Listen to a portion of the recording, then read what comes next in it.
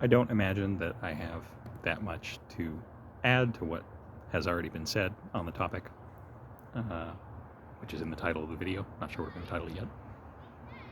Thoughts on attainment or something like that.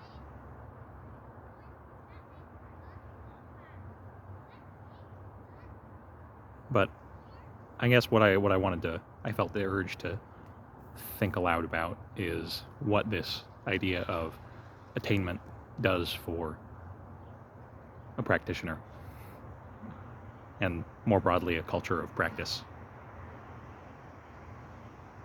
I think it performs a motivational role for practitioners, that there is a path, there is a goal at the end of which satisfies, which quenches the yearning that was the original impetus to go off and perform all of these practices, or one practice, ardently, diligently,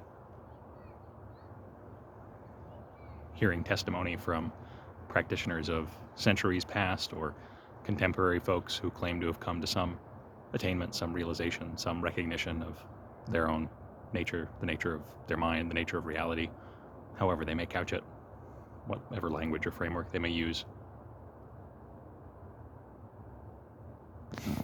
Setting up a goalpost for oneself as a practitioner.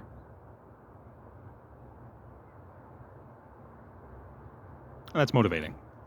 Why? I know it certainly was for me, coming across, well, first of all, the Buddha.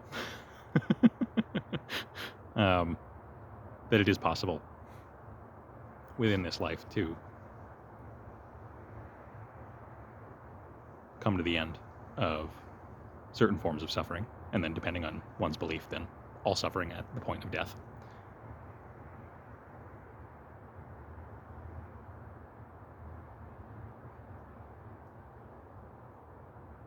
And then also, I think there's a sociological element to the question of someone's out here saying, putting up a sign or a board, maybe they have a title, a fancy hat, or several, and this means that this person is something special, or has accomplished something extraordinary. And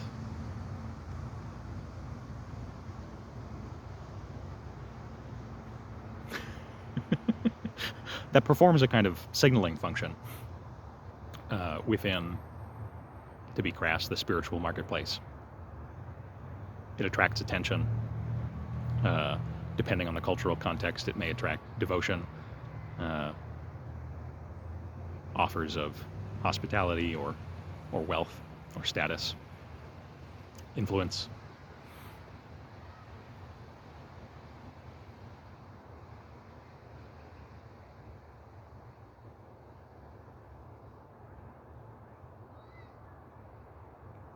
Which is all rather beside the point.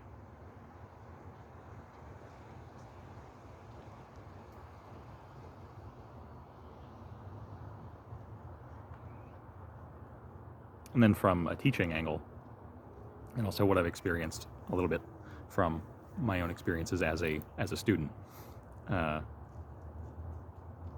teachers differ, traditions differ on how they relate to this subject. Sometimes teachers within the same lineage even will have different approaches. Some after a kind of watershed experience, and then the ability to relate fluidly within that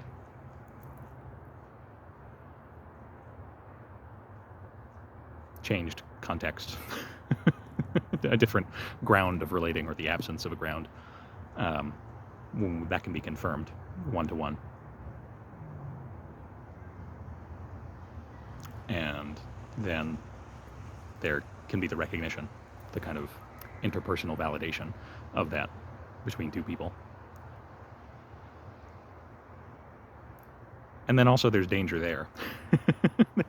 There's this wonderful line from Jigme Lingpa.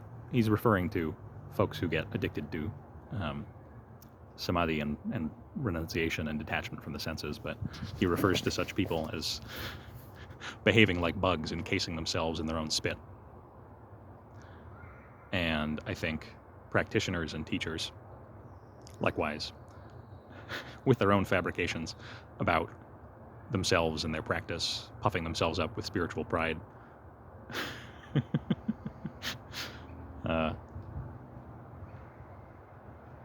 Very, very easy, almost par for the course, expected for people to go through phases of encasing themselves in the spit of their recognition, and perhaps creating a new shell in the wake of what may have been a genuine experience, but then taking ownership of it, holding on, making something out of oneself, making something of it.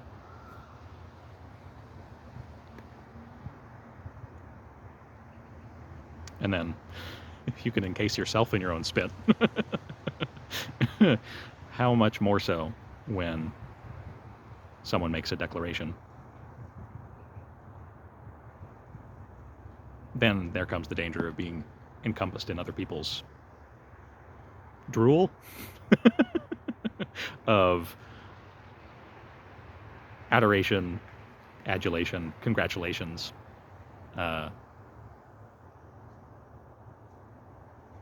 or equally condemnation.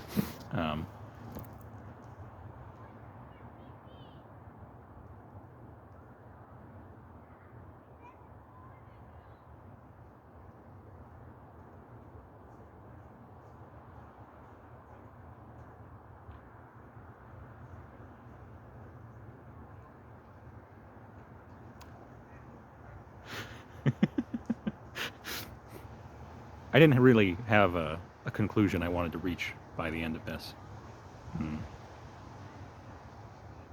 Sometimes it helps clarify my own thinking or causes me to reflect, saying some things out loud.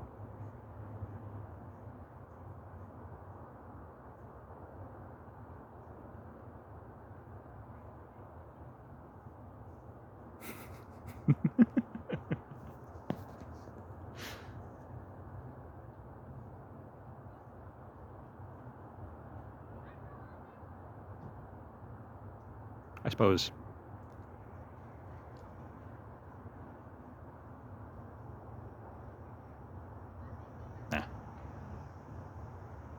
that's enough.